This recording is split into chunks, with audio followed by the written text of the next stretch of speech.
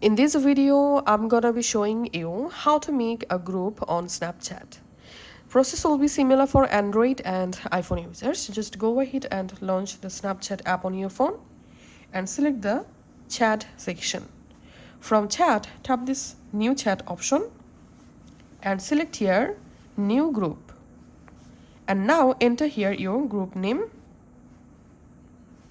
And from this friend list, select your friends to add to your group. So in my case, I'm selecting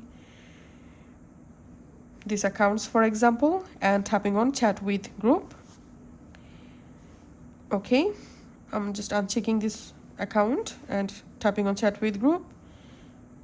And we can see the group successfully created with 3 peoples. Now we can send message to this group. If you want to add more members to your group, you can just tap here to add more friends. So that's how you can actually create a Snapchat group. Thanks for watching.